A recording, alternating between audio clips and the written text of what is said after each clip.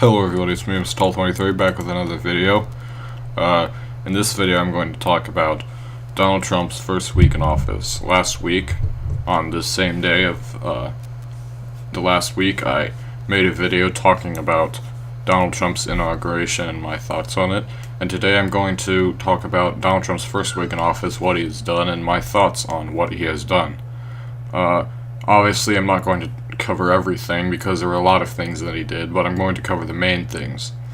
He signed multiple executive orders and he talked with some foreign leaders, and I'm going to give my opinion on his decisions.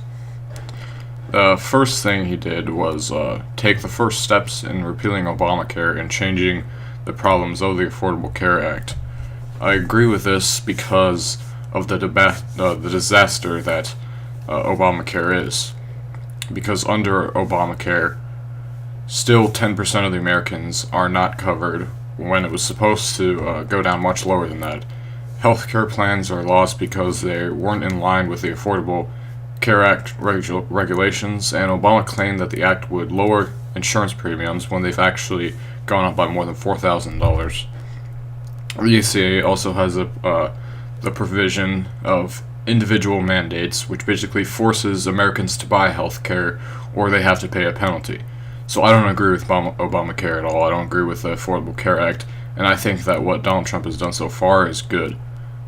He also signed an order to begin preparing for the border wall along the United States and the Mexico border. I agree with border security. I don't think the wall should be too big, because if it is, it would take years to build and billions of dollars to do so. He called for the hiring of 5,000 more Border Patrol agents to guard the border and the building of detention facilities near the border. This wall will probably create thousands of jobs and will help secure our borders, so for the most part it is a good idea. A problem with building this wall is that not all of the borderland belongs to the United States government. Some of it is private property, which will need to be taken by eminent domain. Donald Trump is a supporter of eminent domain, and I support it to some extent as well, but only for the land which is unnecessarily owned, like for the really rich people who have a lot of land that they don't even need, or that needs to be used for projects like this wall. Donald Trump also signed an order that pulled the United States out of the Trans-Pacific Partnership Act, or the Trans-Pacific Partnership, which I agree with, and he also signed an order that resumed the construction of the Dakota Access Pipeline, the Keystone Pipeline. This is the first thing that he's done that I do not really agree with, and I'll explain why. There are plenty of other efficient ways to transport oil, first of all, and some say this is safer when it could really result in a disaster. Pipelines break, and if it would, it could easily break, and if it did, it would pollute the water of the Missouri River and of Lake Oahe, which would greatly affect the local Sioux people and would cause and would pollute the water and affect thousands of animals and people in the area. It also disrespects the local tribes. And that's just the Dakota Pipeline. The Keystone Pipeline could also have a bad effect on the environment if it leaked. And the Keystone Pipeline is also an economically bad decision because it would result in the rise of domestic oil prices and reduce foreign oil dependency. Pro of these pipelines is the creation of thousands of jobs for people to work on the construction of these, just like the border wall. And of course, Donald Trump also made the decisions related to immigration. He's introducing new extreme vetting measures to ensure that Islamic terrorists do not enter the country. He also asked the Pentagon and the State Department to create safe zones in and around Syria for fleeing refugees to reduce the dependency of the United States. That was not an executive order, it was just a suggestion.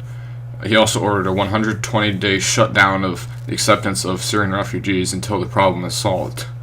I agree with these actions because of the problems of accepting these refugees has caused in the past. Liberals are losing their mind over these things, even though it's clear that accepting refugees is dangerous. Because whether you like it or not, Islam is not a religion of peace, it is a religion of violence. The Paris attacks, the Nice attacks, and the Berlin attacks, and the rise of violence and rape in Germany and France they're all due to the acceptance of refugees in those countries. And the last thing that he did I want to talk about is regarding NATO. He met with Theresa May from Britain and talked with Angela Merkel of Germany and Francois Hollande of France on the phone. He talked with them on the phone this week. In these meetings, it was revealed that Donald Trump has changed his position on NATO, which I used to support to some extent. He said that it was obsolete, but now has changed his mind, decided that he stands allegiant to NATO. I think NATO is dangerous because it could easily result in another world war, because throughout the last year, NATO constantly threatened Russia, which is the largest nuclear power in the world. They continue to move troops and weapons closer to the Russian border, and the United States exiting NATO would be a good thing. It would keep us out of war. But Donald Trump has changed his mind on that, and he's decided that he will stay in NATO. That is not something that I agree with. I completely disagree with that. So those are the main things that Donald Trump has done this week. He did some other things like expand the military and stop hiring for federal workers or something like that. But that's pretty much all I'm going to talk about today, and that's my opinion on his decisions, and that's all. I will make more videos this week, obviously, and goodbye.